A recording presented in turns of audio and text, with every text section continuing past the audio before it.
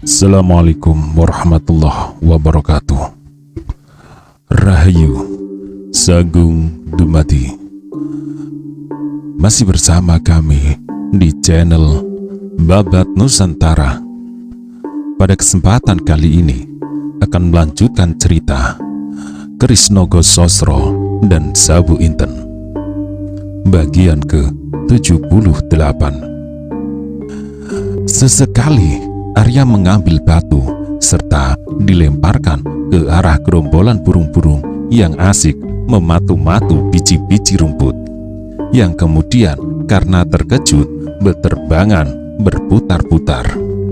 Tetapi sesaat kemudian burung-burung itu kembali hinggap di rerumputan. Tiba-tiba Arya Saloka berhenti ketika didengarnya Maisa Jenar memanggil. Ketika ia menoleh, dilihatnya pamannya sudah agak jauh tertinggal di belakang. Karena itu, Arya segera duduk di atas batu untuk menanti Maisa Jenar. "Arya," kata Maisa Jenar setelah mereka berjalan bersama-sama, "aku mempunyai pikiran bahwa untuk keselamatanmu kau harus berusaha sejauh-jauhnya agar kau tak dikenal orang. Karena itu Arya, aku berpendapat bahwa sebaiknya nama panggilanmu harus diganti. Sebab selama kau masih mengenakan namamu yang sekarang, Arya Saloka, maka orang-orang akan mencarimu dengan mudahnya akan dapat menemukan kau. Sebab namamu adalah nama yang jarang-jarang dipakai orang. Maka sekarang kau ingin mengubah namamu dengan nama lain?" Arya memandang wajah Maisa Jenar dengan herannya. "Apakah kalau aku berganti nama, orang tak mengenal aku lagi?" katanya. "Bukan begitu Arya," jawab Maisa Jenar. "Tetapi setidak-tidaknya orang tidak mendengar lagi nama Arya Saloka. Bukankah dengan mendengar namamu, orang dapat menemukanmu?" Arya Saloka mengangguk-angguk kepalanya. Agaknya ia sudah mengerti maksud Maisa Jenar. Tetapi tiba-tiba ia bertanya, "Paman, meskipun namaku sudah diganti, tetapi apabila seseorang berkata tentang seorang anak yang berjalan bersama dengan Maisa Jenar, bukankah segera orang mengenal aku? Sebab yang selalu berjalan bersama dengan Arya Saloka adalah Maisa Jenar." "Kau benar-benar cerdas Arya," jawab Maisa Jenar sambil tertawa. "Aku setuju dengan pendapatmu. Kalau begitu, marilah kita bersama-sama mengganti nama." Mendengar pendapat itu, Arya Saloka tertawa berderai. Agaknya hal itu merupakan suatu hal yang lucu. Melihat Arya tertawa, Maisa Jenar pun tertawa. "Nah Arya, siapakah nama yang pantas buat mengganti namamu?" tanya Maisa Jenar kemudian. Arya tampak mengerutkan keningnya, tetapi beberapa lama kemudian ia menggeleng-gelengkan kepalanya. Katanya, "Terserahlah kepada paman." Maisa Jenar mengangguk-angguk kepalanya sambil berpikir, nama apakah yang sepantasnya diberikan buat anak itu. Tiba-tiba terlintaslah suatu nama yang diberikan kepada Arya Saloka. "Arya, kau tahu bahwa namaku adalah Maisa Jenar. Maisa adalah sejenis binatang bertanduk. Maksud dari nama itu adalah supaya aku mempunyai kesigapan dan ketangguhan seperti Maisa. Sedang harapanku, kau harus lebih hebat daripadaku. Karena itu, aku akan memberi nama kepadamu dengan nama yang lebih hebat pula. Bukankah nama ayahmu hebat pula? Gajah Sora. Dan ayahmu benar-benar hebat, seperti seekor gajah. Nah, dengarlah Arya, aku akan memberi nama Handoko." "Handoko?" ulang Arya. "Apakah Handoko itu?" Handoko adalah nama binatang bertanduk pula, jawab Maisa Jenar. Tetapi jauh lebih hebat dari Maisa Jenar, sebab Handoko berarti banteng. Mendengar urian Maisa Jenar, hati Arya Saloka bergetar. Maka dengan bangga ia berkata, "Aku pernah mendengar ayah bercerita tentang seekor banteng." "Apa kata ayahmu?" tanya Maisa Jenar. "Banteng adalah binatang yang hebat sekali," jawab Arya. "Nah, kalau begitu, sekarang aku memanggil kau Handoko," kata Maisa Jenar meneruskan. "Tetapi siapakah kelanjutan nama itu?" "Handoko Sora, seperti nama ayah," usul Arya. "Tetapi orang akan masih dapat mengenal kau dalam hubungan nama dengan ayahmu," jawab Maisa Jenar. "Juga seandainya kau bernama Handoko Jenar, orang akan menghubungkan dengan nama Maisa Jenar. Lalu, apakah yang baik menurut paman?" tanya Arya Saloka.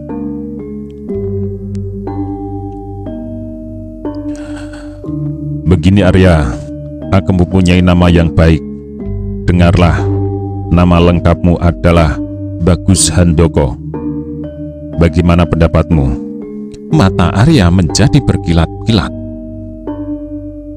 "Bagus paman, bagus sekali. Nah, sejak saat ini aku bernama Bagus Handoko." Maisa Jenar mengangguk-anggukkan kepalanya, lalu katanya, "Dan sekarang, siapakah namaku?" "Terserah kepada paman," jawab Bagus Handoko. "Jangan memanggil aku paman, panggil aku bapak untuk seterusnya." "Baiklah bapak." "Bagus Handoko, dengarlah, aku akan memakai nama seorang petani biasa. Sejak saat ini, panggillah aku dengan nama Manahan, Bapak Manahan." "Baiklah Bapak Manahan." "Bagus, kita sekarang sudah merupakan orang baru. Meskipun apa yang kita lakukan adalah kelanjutan usaha kita sebelumnya. Kau harus kembali ke Banyu Biru kelak, dengan atau tidak dengan kekerasan." "Tentu paman." Bapak, sebab tanah itu bagiku merupakan tanah pusaka sekaligus tanah tercinta." Manahan dengan menepuk pundak Bagus Handoko berkata pula, "Bagus Handoko, karena semuanya itu, kau mulai saat ini harus berlatih dengan tekun dan sungguh-sungguh, supaya kau kelak tidak akan ketinggalan dengan anak pamanmu Lembu Sora, Adi Sawung Sariti," potong Bagus Handoko. Manahan mengangguk. Katanya meneruskan, "Anak itu pun sekarang pasti mengalami penggemblengan, supaya kelak dapat menjadi anak hebat pula. Karena itu, kau jangan sampai kalah." "Baik bapak, aku akan mencoba untuk berlatih sekuat tenagaku, supaya aku tidak mengecewakan Bapak Manahan serta ayah Gajah Sora," jawab Bagus Handoko. "Bagus Handoko, masa yang datang ini bagimu adalah suatu masa pembajaan diri," desis Bagus Handoko. Kemudian setelah itu, mereka saling berdiam diri, hanyut dalam arus angan-angan masing-masing. Di langit, matahari masih memancar dengan cemerlang memanasi gunung serta lembah-lembah. Itulah permulaan dari suatu masa yang panjang, yang akan penuh dengan latihan olah kanuragan jaya kasantikan bagi Arya Saloka yang kemudian bernama Bagus Handoko. Ternyata ia memang seorang anak yang tangkas dan cerdas, memiliki kekuatan jasmaniah yang hebat pula. Dalam perantauan mereka dari satu tempat ke lain tempat, mereka sama sekali hidup dalam keprihatinan. Manahan dan Bagus Handoko tidak lebih dari dua orang bapak dan anak yang miskin. Apabila mereka merambah hutan, maka yang dimakan adalah buah-buahan yang dapat mereka jumpai di perjalanan mereka. Sedangkan apabila mereka melalui jalan-jalan kota, mereka berusaha untuk mendapatkan pekerjaan apapun yang dapat mereka lakukan. Tetapi karena semuanya itu mereka lakukan dengan suatu keyakinan bagi masa depan, maka hal itu sama sekali tidak menimbulkan gangguan apapun dalam diri mereka, baik jasmania maupun tekad yang tersimpan di dalam dada mereka. Di dalam masa perantauan itu, satu hal yang tak seorang pun mengetahui adalah bahwa setiap saat Bagus Handoko selalu menerima latihan-latihan yang berat dan teratur dari gurunya. Setiap pagi, bila matahari belum menampakkan diri, Bagus Handoko harus sudah melakukan latihan berlari-lari dan kemudian dengan alat apa saja yang mungkin dipergunakan. Cabang-cabang pohon, ia harus melakukan latihan dengan bergantung dan berayun. Di samping itu, sedikit demi sedikit, Manahan mengajarinya pula gerakan-gerakan pembelaan diri dengan segala unsur-unsurnya. Bagus Handoko menerima semua pelajaran dari gurunya dengan tekad yang bulat, hati yang mantap. Karena itu, semua pelajaran dengan cepatnya dapat dikuasainya dengan baik. Maka, beberapa lama kemudian, perjalanan mereka sampai ke pantai utara. Seterusnya, mereka menyusur pantai, membelok ke arah barat, menerobos hutan-hutan rimba yang kadang-kadang masih sangat lebat. Tetapi, semuanya itu tidak menghalangi pertumbuhan Bagus Handoko. Tubuhnya semakin lama semakin kekar dan kuat, sedang gerakannya menjadi semakin sigap. Akhirnya mereka sampai ke suatu daerah pedukuhan yang kecil di mana para penduduknya hidup sebagai nelayan. Di samping itu mereka gemar berbulu kalong, sejenis binatang malam yang mirip dengan kelelawar, tetapi lebih besar dan pemakan buah-buahan. Meskipun ada juga di antara mereka yang bercocok tanam, tetapi penghidupan sebagai seorang petani agak tidak begitu menarik perhatian. Di pedukuhan itu, Manahan dan Bagus Handoko berhenti berjalan. Mereka menyatakan diri untuk tinggal bersama-sama di padepokan itu. Meskipun penduduknya tampaknya agak bersikap kasar, namun sebenarnya hati mereka tulus. Karena itu, Manahan dan anaknya diterima oleh mereka dengan tangan terbuka. Di pedukuhan itu, Manahan menambah jumlah mereka yang mengolah tanah pertanian. Dengan tidak mencolok, Manahan membawa cara-cara baru dalam pengolahan tanah dan cara-cara pengairan yang agak teratur. Karena itu, dalam waktu singkat, Manahan telah menjadi orang yang disenangi oleh penduduk pedukuhan itu. Di pedukuhan itu, Bagus Handoko mendapat kesenangan baru. Dengan para nelayan, kadang-kadang ia ikut serta berlayar menangkap ikan. Adalah mengherankan bahwa Handoko yang belum begitu lama hidup di kalangan para nelayan, kesigapannya telah hampir melampaui pemuda-pemuda nelayan yang sebayanya. Agaknya kesenangan bermain-main di rawa pening serta kegemarannya menangkap uling merupakan bekal yang baik bagi seorang nelayan. Apalagi darah pelaut yang mengalir dalam tubuh ayahnya, Gajah Sora, agaknya melimpah juga kepada anak ini. Ditambah lagi dengan latihan-latihan keprigelan yang diterimanya dari Manahan. Dengan demikian, Handoko pun menjadi cepat terkenal di antara teman-temannya. Bahkan orang-orang tua pun kemudian mengaguminya. Tetapi ada kegemaran Handoko yang lain yang tidak sama dengan pemuda-pemuda nelayan pada umumnya. Handoko mempunyai kegemaran menyepi apabila semua pekerjaannya sudah selesai. Kadang-kadang ia betah duduk lama-lama di pesisir pantai yang sepi, memandang ke arah laut yang luas, pada gelombang-gelombang yang selalu bergerak di sapu angin.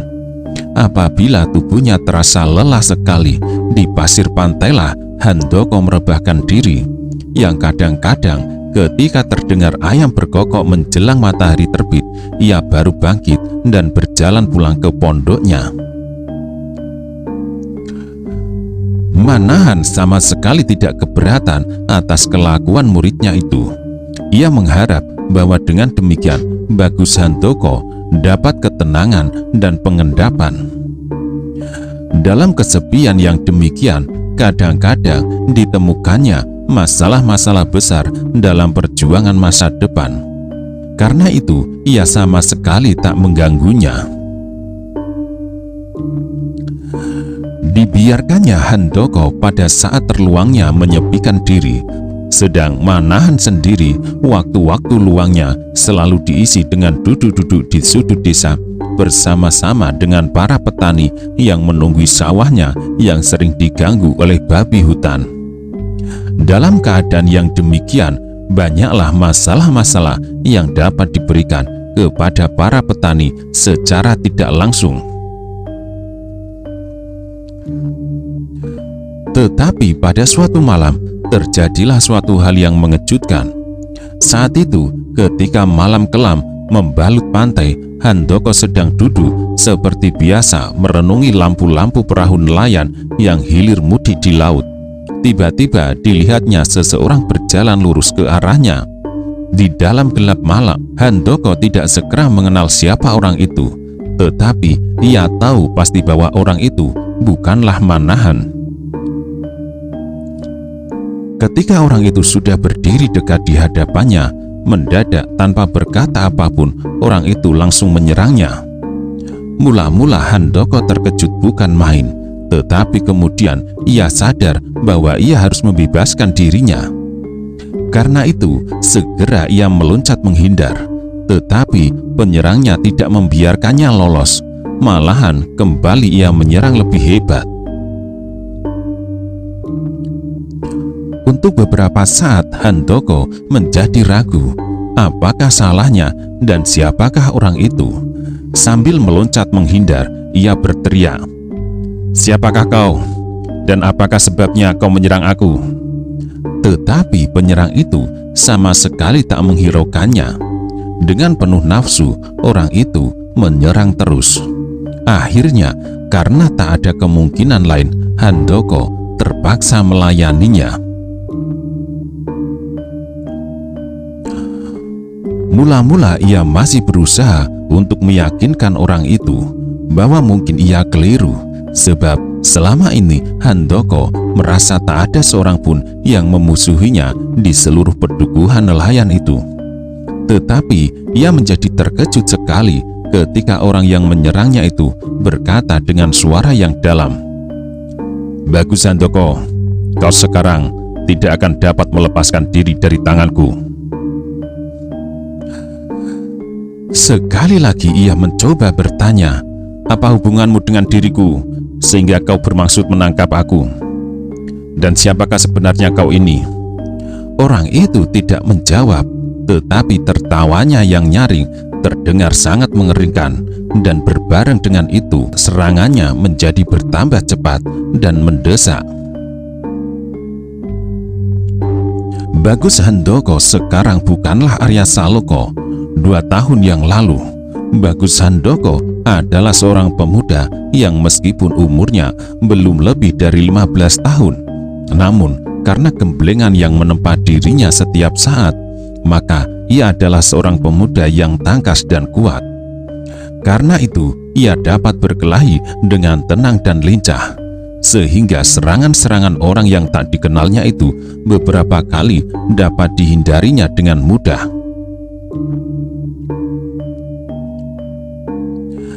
Tetapi ia tidak dapat terus-menerus menghindar dan mengelak, sebab orang yang menyerangnya menjadi semakin marah. Gerak-geriknya semakin cepat dan berbahaya. Karena itu, akhirnya Bagus Handoko terpaksa melakukan serangan-serangan pula. sebagai suatu cara terbaik untuk mempertahankan diri. Perkelahian itu semakin lama menjadi semakin hebat. Namun di masa-masa yang pendek, Bagus Handoko sempat mengamati wajah penyerangnya. Orang itu agaknya telah berumur sedikit lebih tua dari gurunya. Wajahnya tampak bengis dan berkumis tebal. Selebihnya ia tidak begitu jelas, kecuali orang itu selalu bergerak, juga karena malam yang kelam. Untunglah bahwa orang itu tidak memiliki ilmu yang tinggi, sehingga meskipun Bagus Handoko pantas menjadi anaknya, tetapi dalam perkelahian itu, meskipun ia harus bekerja keras, ia sama sekali tidak perlu cemas akan kesudahan dari pertempuran itu. Setelah mereka bertempur beberapa lama, akhirnya Bagus Handoko mendengar desahan nafas lawannya semakin lama semakin cepat. Ia menjadi bergembira, karena dengan demikian ia tahu bahwa sebentar lagi lawannya akan kehabisan nafas. Karena itu, ia tidak perlu untuk melawannya dengan sungguh-sungguh. Ia cukup mengganggunya sehingga apabila nafas orang itu telah benar-benar tersekat, maka ia dengan mudah akan dapat menangkapnya. Mungkin gurunya tahu siapakah orang itu, tetapi agaknya penyerang itu menyadari kelemahannya.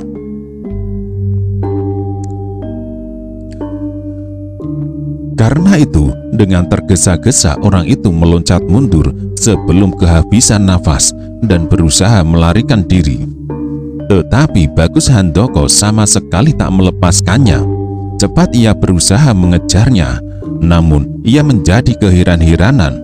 Orang yang nafasnya tinggal seujung kuku itu masih dapat melarikan diri dari kejarannya. Bagus Handoko berhenti mengejar ketika orang itu menyusup ke dalam semak-semak yang rimbun. Sulitlah baginya untuk mencari seseorang di dalam gelapnya malam di antara semak-semak itu. Setelah puas merenungi semak-semak itu, kemudian dengan langkah yang berat, Bagus Handoko berjalan pulang ke pondoknya. Di dalam otaknya terjadilah suatu keributan. Ia sibuk menebak-nebak, siapakah orang yang dengan tiba-tiba saja menyerangnya. Bukan karena suatu kekeliruan, tetapi benar-benar dirinya lah yang dicari. Sampai di pondoknya, segera ia mencari gurunya, tetapi ternyata Manahan masih belum pulang. Bagus Handoko yang tahu akan kebiasaan gurunya segera pergi menyusul ke pojok desa. Tetapi akhirnya ia menjadi ragu, apakah hal yang demikian saja sudah merupakan suatu hal yang perlu dibicarakan dengan gurunya? Apakah dalam hal-hal yang kecil tidak cukup kalau diselesaikannya sendiri? Karena pikiran itu, maka Bagus Handoko kemudian membatalkan maksudnya untuk menyatakan peristiwa yang baru saja dialami itu kepada gurunya. Sehingga ketika ia sampai di pojok desa dan ketika ia sudah duduk di antara para petani dan nelayan yang sedang tidak turun ke laut, ia sama sekali tak berkata apapun mengenai peristiwa yang baru saja terjadi. Ia tidak mau mengganggu Manahan dengan soal-soal yang remeh-remeh. Tetapi apa yang dialami kemudian adalah sangat memusingkan kepalanya. Pada malam berikutnya, ketika ia sedang berbuat seperti kebiasaannya, tiba-tiba datanglah seorang yang juga tanpa sebab menyerangnya. Tetapi orang ini adalah orang yang lain dari yang menyerangnya kemarin. Orang ini agaknya sudah jauh lebih tua dari gurunya. Seperti malam sebelumnya, Bagus Handoko berusaha pula meyakinkan bahwa mungkin orang itu keliru. Tetapi juga seperti malam sebelumnya, Bagus Handoko terkejut dan keheran-heranan ketika orang yang menyerangnya itu berkata dengan suara yang tinggi, "Tak usah kau mengelakkan diri. Soalnya sudah cukup jelas, dan kau harus menyerah kepadaku sebelum orang lain berhasil menangkapmu mati atau hidup." Maka bersilang-silanglah teka-teki di dalam kepala Bagus Handoko. Apakah sebabnya maka hal ini bisa terjadi? Tiba-tiba ia teringat kepada orang-orang yang beberapa tahun yang lalu memburunya.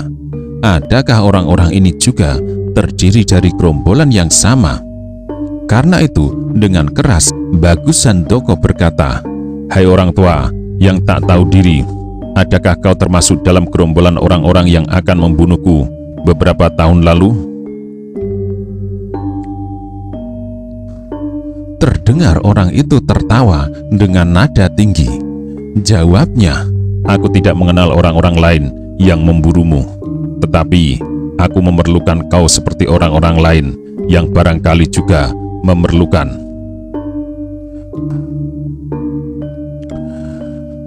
Bagus Handoko menjadi semakin bingung. Adakah hubungan semua itu dengan tanah perdikan Banyu Biru? Banyu Biru? Tanya orang tua itu dengan heran. "Aku belum pernah mendengar nama tanah perdikan Banyu Biru. Lalu apa perlumu menangkap aku?" potong Handoko. Sekali lagi orang tua itu memperdengarkan suara tertawanya yang semakin tinggi. Tetapi bersama dengan itu, serangan menjadi bertambah cepat dan berbahaya.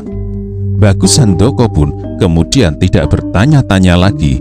Ia menjadi jengkel sekali atas kejadian-kejadian itu. Karena itu, ia bertekad untuk menangkap penyerangnya kali ini. Tetapi ternyata orang tua itu mempunyai ilmu yang agak lebih tinggi dari orang yang menyerangnya kemarin. Meskipun umurnya sudah lanjut, namun gerakannya masih sangat membahayakan. Serangannya datang tiba-tiba dan kadang-kadang tak terduga. Mula-mula Bagus Handoko menjadi agak mengalami kesulitan. Ia belum pernah melihat beberapa dari unsur-unsur gerakan lawannya. Tetapi karena orang tua itu agaknya belum memiliki unsur-unsur gerak yang banyak macamnya, maka serangannya selalu dilakukan berulang kali dengan unsur-unsur gerak yang hanya ada beberapa macam itu saja. Meskipun unsur-unsur gerak itu mula-mula agak membingungkannya, tetapi lambat laun dapat dikuasainya.